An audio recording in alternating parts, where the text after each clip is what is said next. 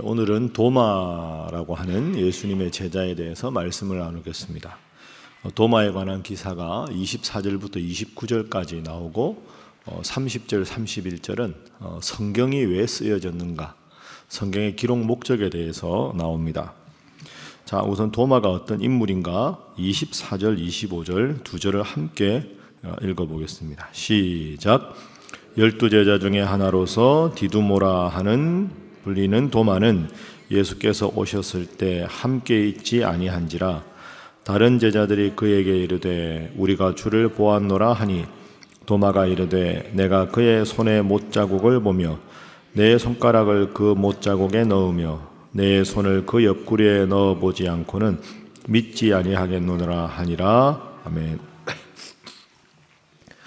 도마는 우리가 그냥 딱 아는 대로 의심 많은 제자 이렇게 알려져 있습니다. 그런데 24절에 보니까 디두모라 불리는 도마 이렇게 되어 있습니다. 디두모라는 말은 쌍둥이라는 뜻도 있고 또 하나 뜻은 이중적이다 이런 뜻이 있습니다. 그러니까 도마는 쌍둥이 혹은 이중적이다. 쌍둥이는 이해가 되는데 왜 이중적이다. 그러면 사도 요한이 지금 이 요한복음을 쓸 때가 한 AD 100년 정도 어간입니다. 도마는 이미 주님 말씀을 전하다가 인도에서 순교당한 걸로 보통 알려져 있습니다. 그 도마가 주님 믿다가 제자가 되고 순교를 당한 다음에 몇십 년 지나서 요한복음이 쓰여졌는데, 요한은 왜 굳이 도마가 이랬다 하지 않고 디두모라 하는 도마라고 디두모라는 말을 굳이 언급했을까? 이 생각해보면 궁금한 일입니다. 근데 그 궁금한 게 오늘 본문에 보면 풀리지요.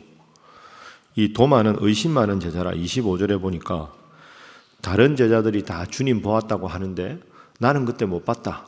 그러니까 예수님 돌아가셨다가 부활하신 그 부활체에 내 손을 넣어봐서 내가 확실하게 분명히 느끼면 그때 내가 믿겠다. 이렇게 말합니다. 그러니까 지금 도마는 이 상태가 지금 어떤 상태냐 하면 아까 제가 디두모가 이중적이라고 말씀드렸죠. 그러니까 아주 현실주의자입니다. 영적으로 그러다 보니까 믿음이 약한 상태입니다. 지금은.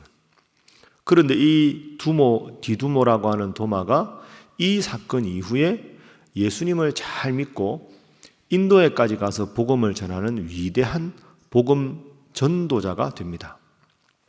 그러니까 오늘 이 상태 이후로 도마의 삶은 바뀌는 거죠. 미성숙한 상태에서 성숙한 사람으로. 제자라는 이름은 있지만 제자에 걸맞는 믿음을 갖지 못한 상태입니다. 그래서 사도 요한이 굳이 디두모라 하는 도마라고 쓴 이유는 이렇게 우리가 정리할 수 있습니다. 도마도 예수님 따라다녔지만 미성숙한 신앙인이었다. 제자라는 이름에 걸맞지 않은 미성숙했는데 이 사건 이후로 주님 말씀을 잘 전하는 위대한 자가 되었으니 여러분들도, 이 요한복음을 읽는 독자 여러분들도 주님 앞에 부족한 게 많아도 도마 같은 훌륭한 신앙의 인물이 되시라 하는 의미에서 이걸 쓴 것이죠. 그래서 첫 번째 기도 제목은 도마처럼 변화되게 하소서 하는 기도 제목입니다. 오늘 본문에 나오는 의심 많은 도마가 하나님 말씀을, 예수님의 십자가 부활을 저 멀리 인도까지 전하는 위대한 복음 전도자가 된 것처럼 지금 여러분의 신앙이 비록 보잘것없고 여러분 중에는 주님 믿은 지 오래되지 않더라도 그게 중요한 게 아니라 변화되어 주님 잘 믿는 분들 다 되셔서 주님 때문에 행복하고 주님 때문에 즐거울 수 있는 도마 같은 분들 다 되시기를 주님 이름으로 축복합니다. 자, 두 번째 기도 제목은 평강을 전하는 자가 되게 하소서 하는 기도 제목입니다. 늘 평강을 전하는 자. 자, 도마가 이렇게 의심하고 있을 때 예수님께서 다시 도마와 제자들에게 나타나셨습니다. 자, 26절. 자, 함께 읽어봅니다. 시작. 8해를 지나서 제자들이 다시 집 안에 있을 때 도마도 함께 있고 문들이 닫혔는데 예수께서 오사 가운데 서서 이르시되 너희에게 평강이 있을지어다 하시고 아멘. 너희에게 평강이 있을지어다 이렇게 말씀하셨습니다. 8해를 지나서 이렇게 되어 있는데 19절 보십시오. 19절. 안식 후 첫날 저녁 때 제자들이 유대인들을 두려워하여 모인 곳에 문들을 닫았는데 예수님께서 오셔서 너희에게 평강이 있을지어다 말씀하셨습니다. 그러니까 8일 전에 예수님이 부활하신 후에 제자들에게 부활한 자신의 몸을 다 보여주시고 너희에게 평강이 있을지어다. 그때 도마가 없었던 거죠. 도마는 의심하고 8일 만에 유월절 절기 일주일을 보내시고 그 다음 날에 이제 도마가 있는 자리에서 예수님께서 만나셨습니다. 또 너희에게 평강이 있을지어다 이렇게 말씀하셨습니다. 여러분, 이게 쉬운 일 아닙니다. 자, 19절 보시면 안식 후 첫날 저녁 때 제자들이 유대인들을 두려워해서 문들을 닫은 상태입니다. 문을 다 닫아놓은 상태에서 예수님께서 공간의 제약을 넘으시고 부활체니까 문들이 닫혀 있는데 들어오셔서 평강이 있을지어다 말씀하셨습니다. 제자들이 지금 뭐 하고 있었다고요? 유대인들을 두려워하여 무서워하고 있는 상태입니다. 예수님이 분명히 내가 죽은 후에 3일 만에 부활할 것이다. 미리 예언을 3번이나 해주셨습니다. 그런데 예수님 죽으신 후에 부활할 걸 제자들은 못 믿은 겁니다. 예수님 돌아가시고 나서 큰일 났다. 야, 예수님이 십자가에 돌아가셨는데 우리가 예수님 제자라는 거 사람들이 다 아는데 우리가 나갔다가는 잡혀서 무슨 일을 당할지 모르겠다. 뭐 언감생심 지금 뭐 전도 이런 건 상상도 못하고 예수님 죽었는데 우리 어떡하냐. 이러고는 문을 꼭꼭 닫아놓고 무서워서 숨어 있는 상태입니다. 19절이. 그리고 오늘 본문도 26절에 보면 다시 집안에 있었다. 여러분, 이게 집안에 있을 때가 아닙니다. 여러분이라면 어떻게 하시겠습니까? 예수님이 8일 전에 오셔서 내가 죽었다가 부활했다. 내 손을 봐라. 내 몸을 봐라. 내가 부활했다. 이러면 제자들이 막 기뻐하고 눈물 흘리고 주님 정말 말씀대로 부활하셨군요. 역시 주님이십니다. 막 기뻐해야 마땅한 것 아닙니까? 그러면 8일 후에 지금 26절 말씀처럼 25절 말씀 26절처럼 집안에 있을 때가 아닙니다.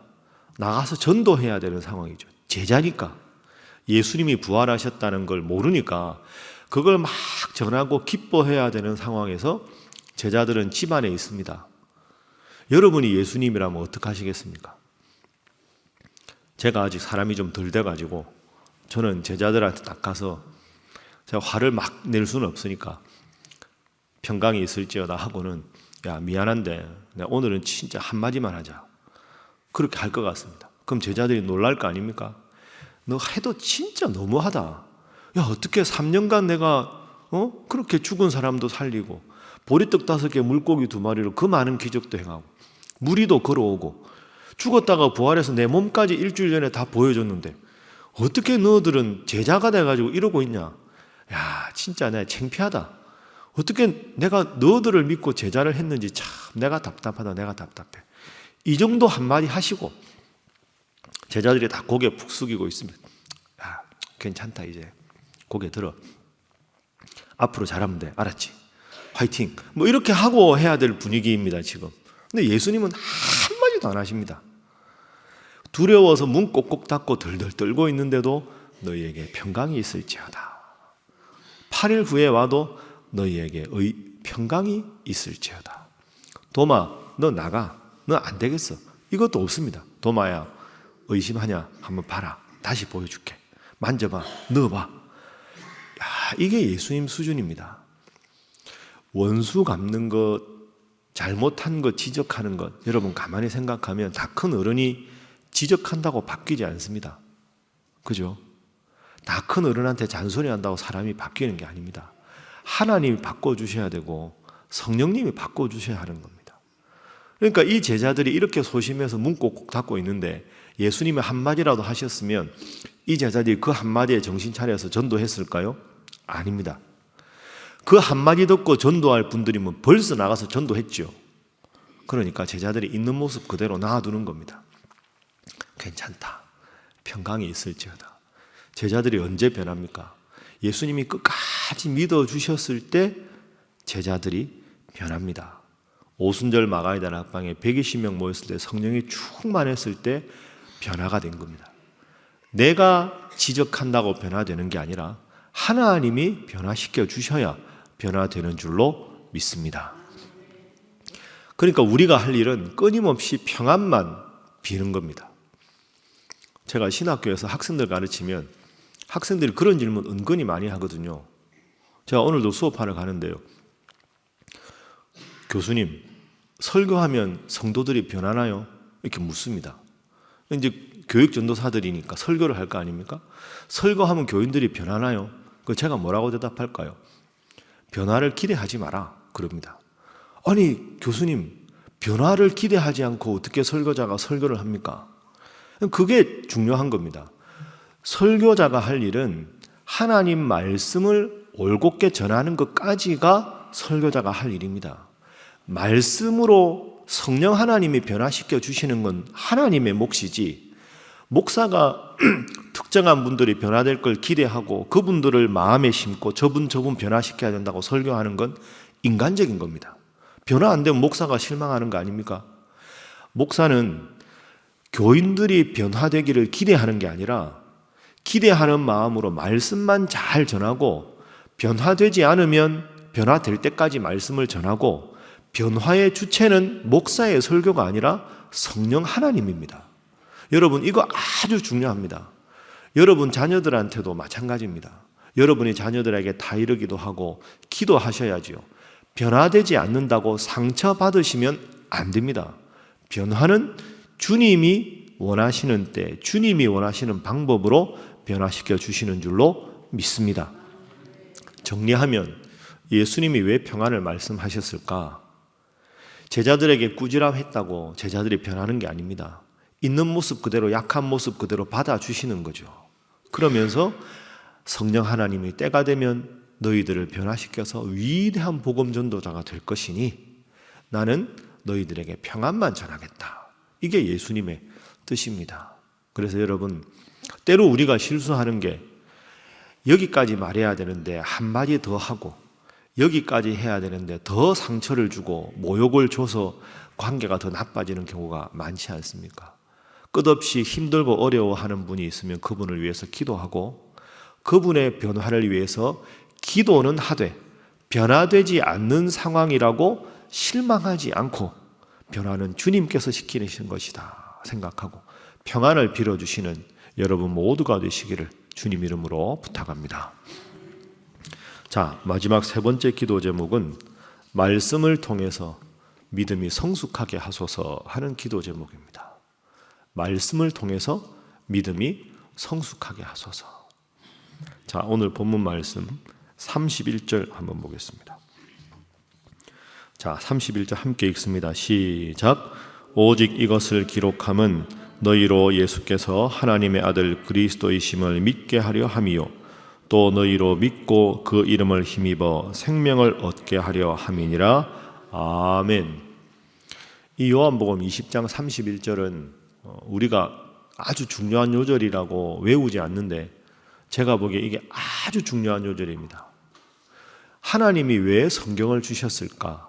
그 질문에 대한 제일 분명한 대답입니다. 다시 보십시오. 오직 이것을 기록하면 성경에 쓰여진 목적은 너희로 예수님이 하나님의 아들 그리스도이심을 믿게 하려 함이고 믿고 생명을 얻게 하려 함이라. 그러니까 성경을 읽을 때 제일 중요한 건 뭐냐? 믿음입니다. 그러니까 성경을 읽으면서 우리가 기대하는 것도 주님, 제가 말씀을 읽으면서 믿음을 갖게 해주시고 그 믿음을 가지고 영생의 확신을 얻게 해주십시오. 한번 따라 하십니다. 믿음, 생명, 이 두 가지가 주님께서 우리에게 성경을 주신 목적입니다. 그러니까 내 연약한 믿음이 말씀을 읽으면 읽을수록 예수님이 나의 구원자구나 하는 분명한 믿음을 얻게 되고 그 믿음 때문에 내가 저 영원한 천국 소망을 갖게 되는 것. 이게 사실은 다른 종교의 경전과 다른 점입니다. 제가 이제 유교, 불교, 도교 이제 이런 걸 이번 학기에 학생들한테 가르치는데요. 다른 종교의 경전은 지금 있는 모습보다 좀 더 도덕적으로 나은 인간이 되는 것, 깨달음, 수양, 수행, 이런 게 경전의 목적입니다. 그런데 성경은 그렇지가 않습니다. 성경은 수행이 목적이 아니고요, 깨달음이 목적이 아닙니다. 성경은 믿음, 그리고 영생, 이게 성경의 가장 중요한 특징입니다. 그래서 혹시 예수 안 믿는 분들 중에, 물론 논어도 좋은 책이고 불경 중에서나 도덕경 같은 책은 참 깨달음이 있는 훌륭한 책입니다. 그 책 읽는 것이나 성경 읽는 것이나 같은 것 아닙니까? 하면 여러분이 꼭 기억하실 대답이 오늘 본문입니다. 깨달음도 의미가 있고 사람이 좀 더 도덕적으로 나은 존재가 되는 것도 중요한데, 성경은 내 믿음이 점점 커져서 저 영원한 천국 소망을 가지고 실망스럽고 힘들 때에도 좌절하지 않고 주님 바라보는 희망의 종교가 기독교이고, 그걸 위해서 하나님 성경을 주셨습니다. 이렇게 대답할 수 있어야 합니다. 믿음과 생명, 이 두 가지가 성경을 주신 목적이다. 이거 생각하시고 여러분 오늘도 기도하실 때 많은 기도 제목, 인생의 힘들고 어려운 기도 제목 가지고 주님 앞에 나왔지만, 내가 예수님을 믿는 것, 그분 믿고 이 세상을 희망 속에 살아가고 저 영원한 천국 소망을 가지고 살아갈 수 있는 것, 이것으로 마음에 감사하셔서 힘들고 어려운 환경을 믿음으로 이겨내시고 승리하시는 여러분 다 되시기를 주님 이름으로 축복합니다. 기도하겠습니다. 하나님, 도마처럼 성숙한 신앙인이 되게 하시고 늘 예수님처럼 평강을 전하는 자 되게 하시며 믿음과 영생의 소망을 분명히 붙잡고 믿음 생활 잘 하게 하여 주옵소서. 오늘 금요 구역 모임 가운데, 오순절 집회 가운데 함께 하시고, 특별히 간밤에 강원도 고성 속초 지역에 큰 바람이 불고 산불이 진화의 어려움을 겪어서 많은 사람들이 고통당하고 있습니다. 주께서 이 산불과 바람을 멈추어 주시고 더 이상의 피해가 없도록 주께서 지키시고 인도하여 주옵소서. 다 함께 주님 앞에 기도하겠습니다. 주여 믿습니다. 주여 믿습니다. 주여 믿습니다.